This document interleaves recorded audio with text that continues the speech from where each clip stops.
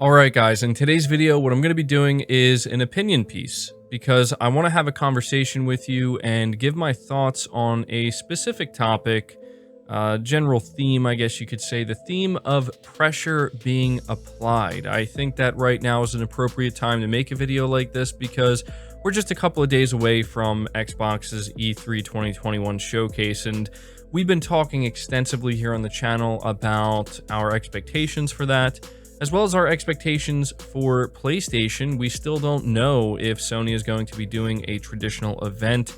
I think it's widely assumed that they will be doing it, but it seems likely at this point they're going to be doing it a little bit later than they normally would. There's also the off chance they might not, but that's not what this video is about. What this video is about is not necessarily if Sony's going to have an event, because I think that what I'm going to be saying in this video is applicable regardless. Even if Sony were to come out and say that they're not doing a showcase this year, it would be incredibly disappointing, obviously, but I still think that everything I say right now holds up. What I'm talking about is the amount of pressure that Sony has put on Microsoft. Now, I know there's going to be some people who say, well, Sony and Microsoft are not really in competition, or at least when it comes to PlayStation and Xbox.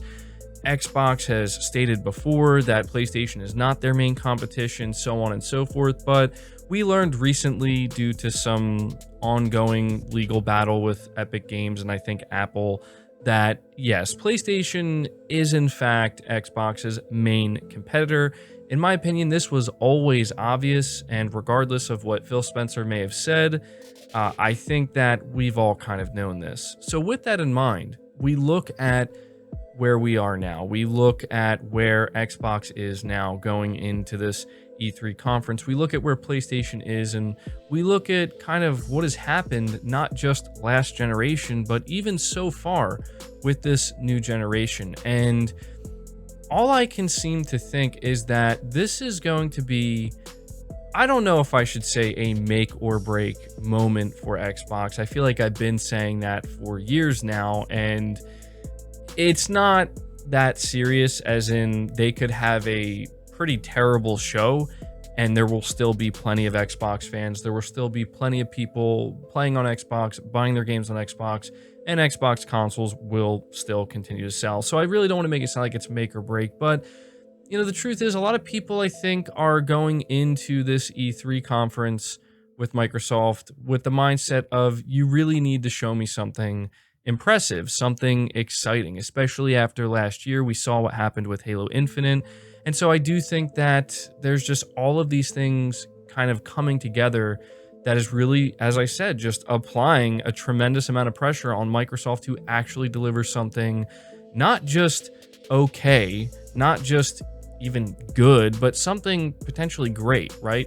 A lot of Xbox fans have been feeling like, you know, okay, we've been hearing about all the studio acquisitions, we've been hearing about all these investments you're making, and it feels like the time has come where, like, we want to see something come from that, right? We want to see these new exciting games.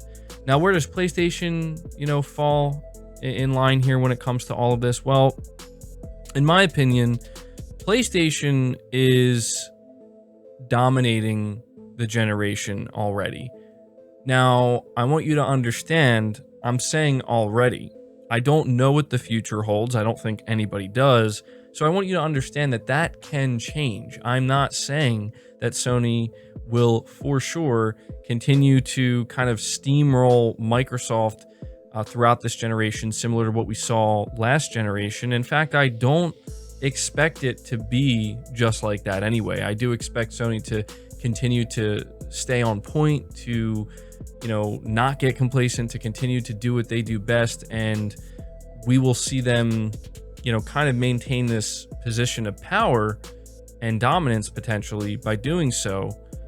But I think that if you look at the past 7 months, you look at how long these consoles have been out, they have not been out that long at all, and you look at the differences between the way Microsoft has handled this generation compared to the way Sony has handled this generation so far. And from where I'm sitting, I think that's a true statement. I think Sony has been absolutely dominant in almost every area. I mean, it's not that they've been absolutely perfect. We know that they've been making some decisions that some people are not on board with. They've been changing their philosophy somewhat, and they've been doing some things that not everybody is thrilled about. But the most important thing they've gotten right, I think there's two parts to this.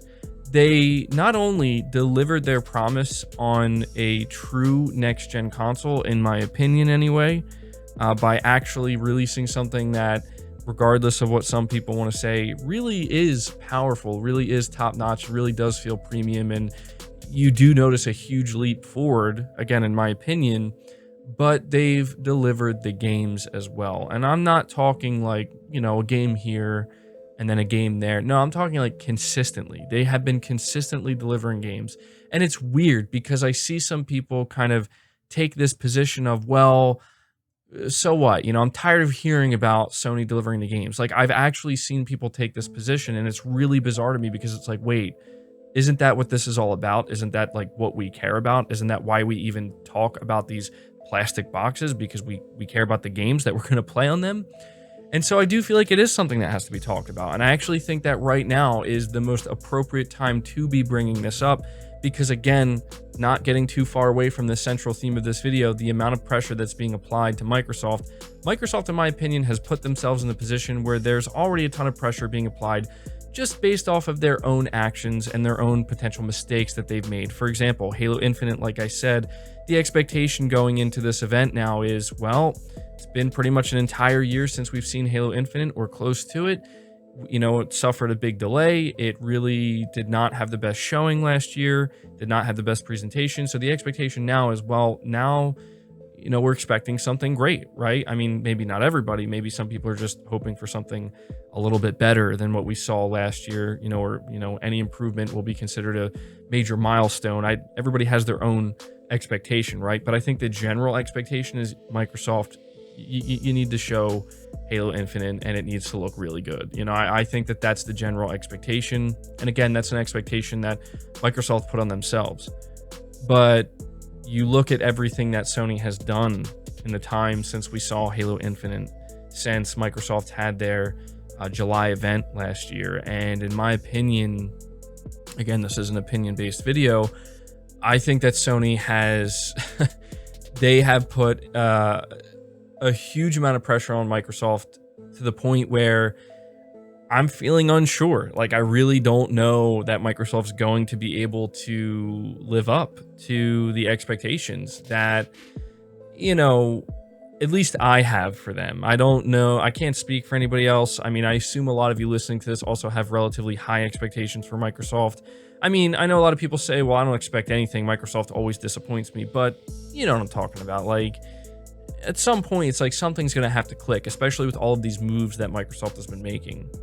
So I want to let you know when it comes to the games, I've been saying that Sony has been delivering these games consistently. They've been delivering them. They've been on point. Not only have they been delivering a large quantity of games consistently, but they've also been very high quality games. Now, I know that Metacritic is not the be all end all, but I think it's a useful tool to measure, the overall quality of a game. But when you see a game, like I said, that's in the 80s or above, generally speaking, it's like, okay, you can rest assured this is at the very least a high quality game, regardless of whether it's a game you're actually going to want to play or not.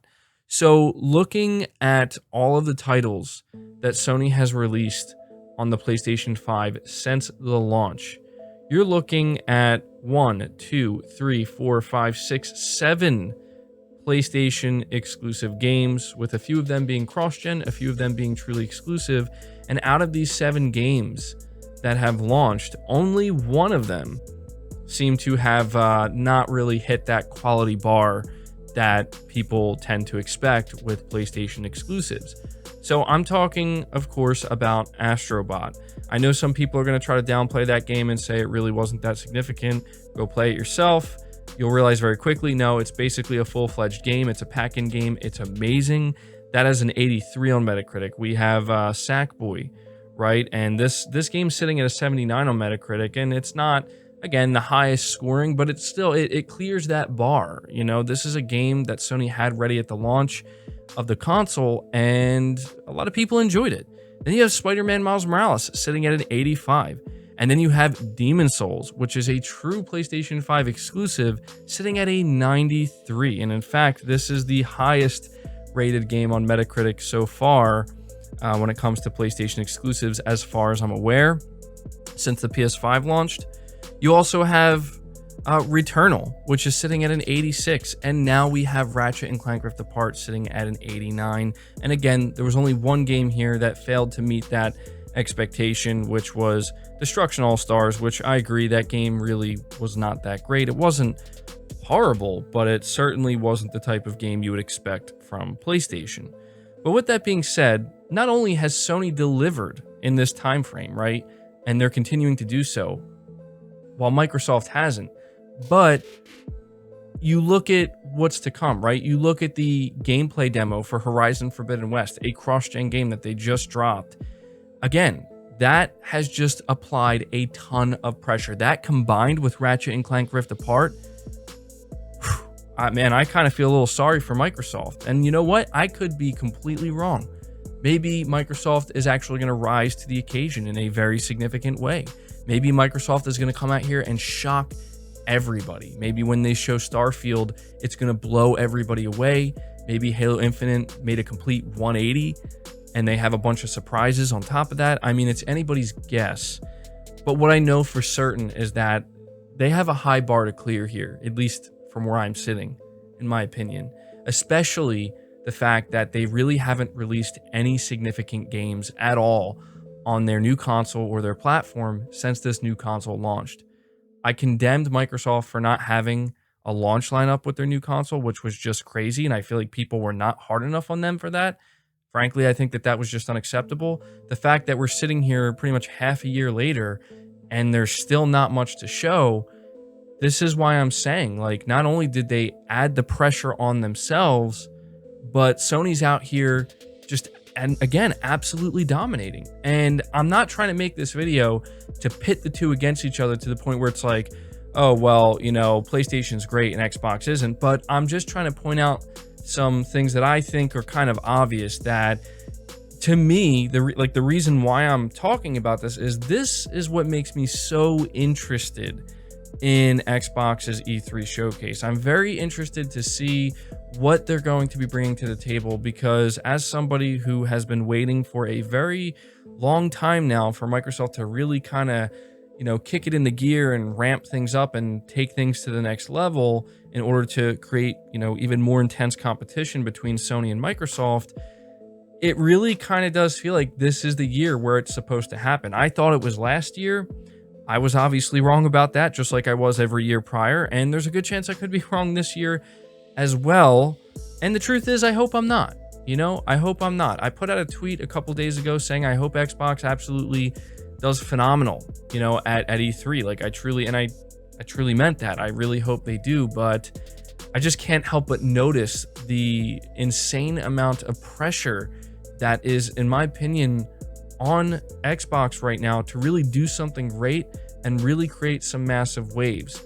I feel like they created a massive splash. I mean, a huge tidal wave with the Bethesda acquisition announcement, but now that came down and everything's quiet again. And it's like, well, people got excited about that because of what's to come. And now that we're removed from that, it's like, okay, what are we looking at now? You know, people are ready to see it. And I hope that Microsoft is ready to show it and bring it.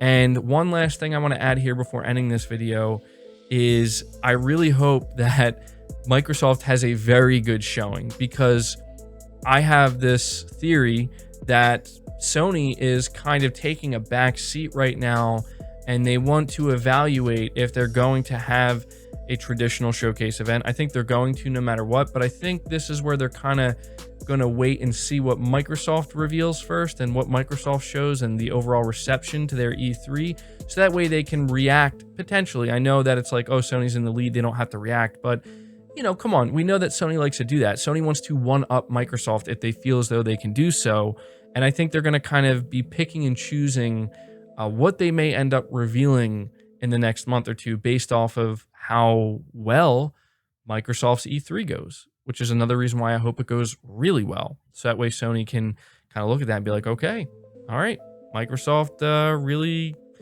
wasn't messing around this time, so time to bring out the big guns or something along those lines, right? So anyway, I just wanted to have this discussion opinion video with you because it's just been something I've been thinking about, and I'm very much excited to see how all of this plays out. It's going to be very interesting to see how the conversations unfold over the next 2 to 3 weeks based off of everything that's going to happen. But again, just to kind of put a bow on this video, from where I'm sitting, Xbox has a tremendous amount of pressure applied to them, and a huge part of that is because of just how on point and how dominant Sony has been so far. And will that change? Well, we're going to have to wait and see. So leave your thoughts down in the comments below. I will be interested to see what you have to say. Leave the video a like if you enjoyed it. Subscribe if you're new. Hit the bell notification icon. And feel free to share the video out on top of all that. But until next time, guys, take care.